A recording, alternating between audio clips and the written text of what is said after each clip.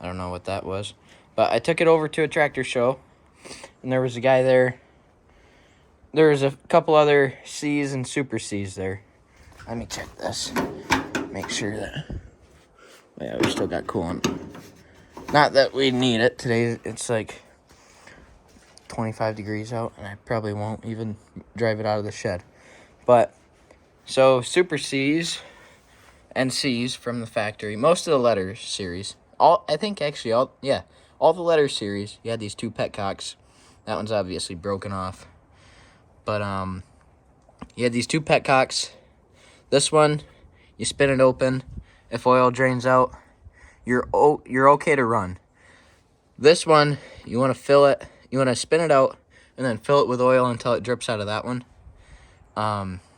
That's your high and that's your low, because they didn't have dipsticks. But there was a guy there at the show who had replaced his motor in a Super C and has had a dipstick on it, like this one.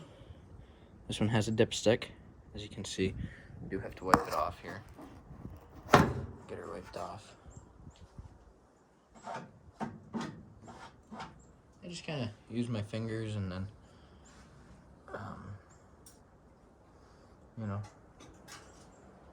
stick it down in there. We are good on oil. I redid the head gasket on this machine last year because it was getting antifreeze into it. I have to pull the whole front end off again and replace the governor bump spring in there because it surges. I replaced the other governor spring last year, and I didn't know about the bump spring until, well, I'd put it all back together. But I was like, why is it surging? And I looked it up, and yeah, that's why. So what was I saying? I was saying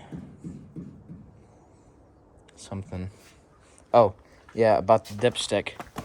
So when I bought this, the guy had said that he'd rebuilt the motor, but what I think actually happened is he just replaced it with a motor from a 200 because it has a dipstick. Super C's did not have a dipstick, and the guy at the show, he had replaced his with a 200, and up here somewhere, I think right here, you have a casting number on your machine, or on your engine. It's like a serial number printed in. Oh yeah, also this machine, well, I'll get to that later, but and the casting numbers matched. Well, they didn't match, but they were just about the same. And yes, I've taken the little chrome thing and light bulb out of that light over there, not this one yet. I'm replacing the bulbs with 12-volt bulbs because this machine, somebody converted 12-volt. But so it has the motor out of either a 200 or a 230 in it, and this is a Super C. Somebody converted her to 12-volt. I don't know why, other than just, well, nowadays 12-volt batteries are cheaper than 6 volts. And the batteries today don't last long.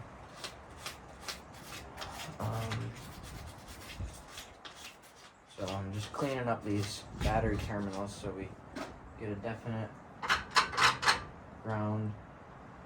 Shoot. I'm wiring up switches. It doesn't have the your dial switch like the letter series should.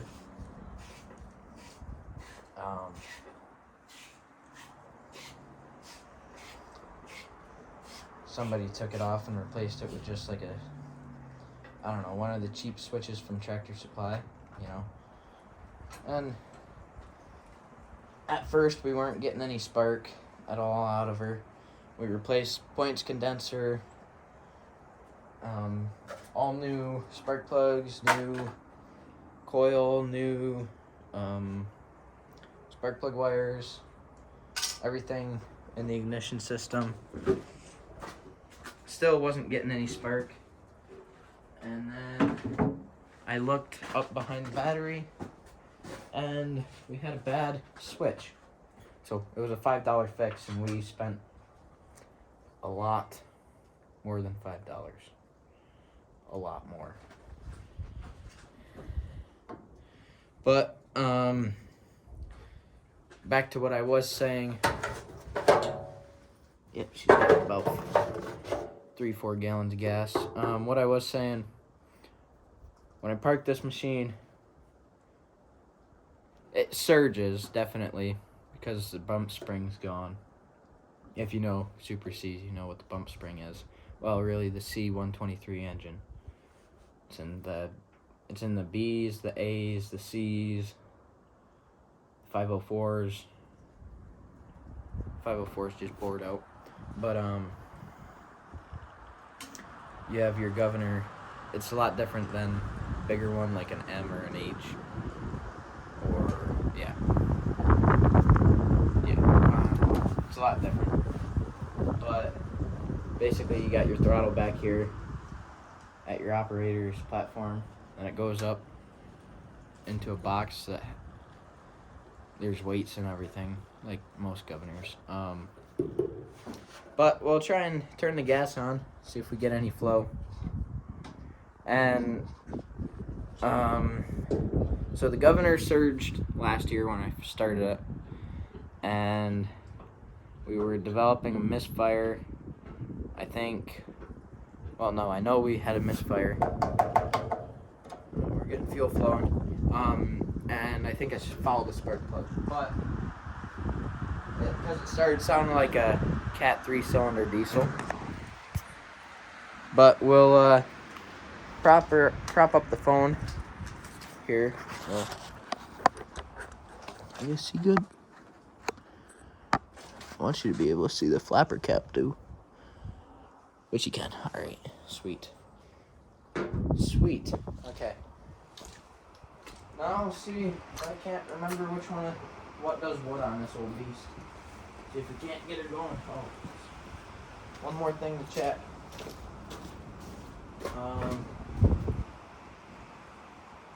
Last year, on the way to and from the show that I took this to, and my dad took his 1949 Farmall H2. My grandpa took his 1953 Farmall Super M. But we developed a problem where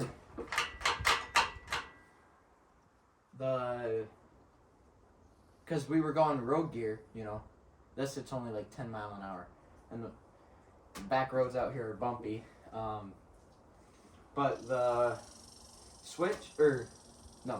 the connector that goes from the kill switch up to the coil, I don't know, we'd probably make it about a mile or two, which is pretty far for these old girls. And it would actually pop off, and then the tractor just die for no reason, really. And that happened to me, and then I couldn't figure out what was wrong with it, and I figured that it was, then I found out that it was a leak in oil, so it's really a good thing that it died right there. But yeah, well, see if we can't get this old girl to start.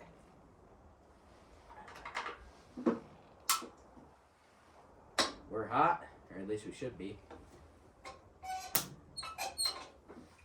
Why did I know that it was going to do that?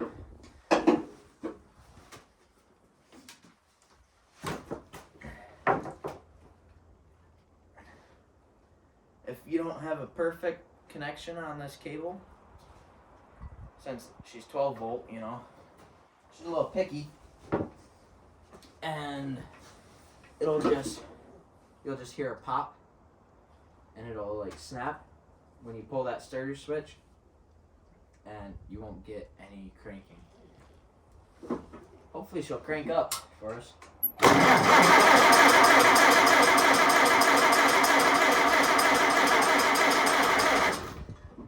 We'll give her a second to let that bowl fill up. The battery sounds like it's dead now. I was cranking the truck over just... Oh, shoot. We definitely have gas to the carb. Maybe the carb's going to decide to run with the choke off today. Most of the time, it at least has to start with the choke on. Or there's a sweet spot, which, you know, all these old girls have their sweet spot. This one's a 52. Hence the name of the channel. Let me see if I got something better to tap on it with. Maybe a little bit better.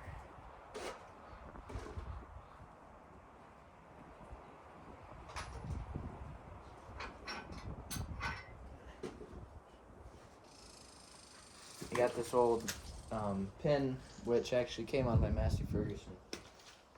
Actually, wait, there's a hammer right there.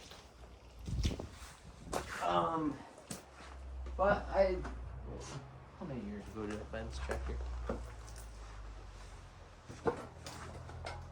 I bought this tractor 2020, so I've owned it for a full year. We're going on year 2 now. See if I can't free up the floor. I hear it moving in there. I don't know why it is. I don't know if we're getting any gas actually into the bowl. We'll keep cranking and see what happens.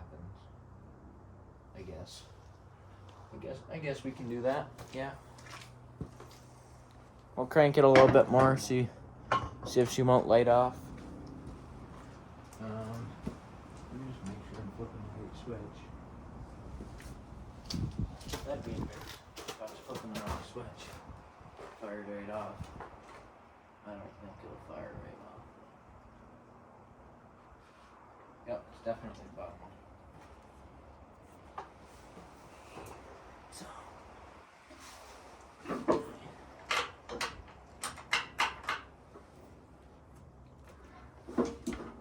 Flip that ignition on. Yeah, battery sounds like it's dying. And no, it's definitely dying. Well, shoot. I do have a crank for it, but I've never cranked it. Hand crank, I mean. But, well, I guess it won't start today then. That's okay. I'll go fiddle with some snowmobiles. I'll have to put that battery on the trickle charger. But right now, what's today? February 12th. We haven't gotten a lot of snow here, to be honest with you. Barely any. See the curb, it's just like covered in gas. I don't know why. We might just need a set of new plugs and that might fix some of it. I don't know.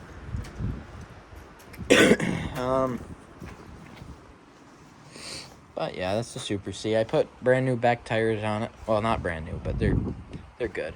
New muffler, new manifold, new head gasket, new alternator belt, new alternator, new radiator hoses, because I had to pull all this off and I had to destroy the old ones getting it off. New oil in the rear end, front, new head gasket up in here, new head gasket. What else? I cleaned the tank, new battery, obviously. New wiring. New brakes. Had to fix the brakes on it because when I got it, this side, yeah, that side was locked up, that brake. I put a new IH emblem on because it didn't have one. Now I'm working on headlights and getting it running for this year. I want to find a one bottom plow. I know Super C's and 200s, they can pull two bottoms. I know, but that's in land that's not, that's been plowed,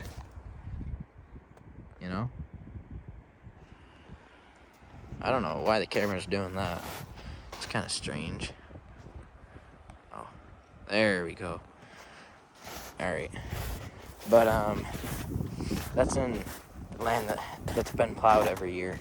You know, when I'm turning sod, it was giving the Super M a tough time in pulling a 2-bottom. The H was really having a tough time. I mean, she was first gear, wide open, and that would be that Farmall H right there.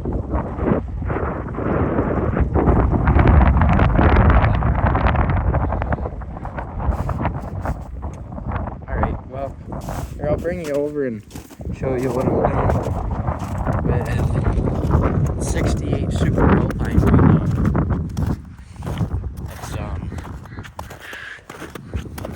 Obviously, it's a 1968 Skidoo Super Alpine. Most people don't really know what an Alpine is.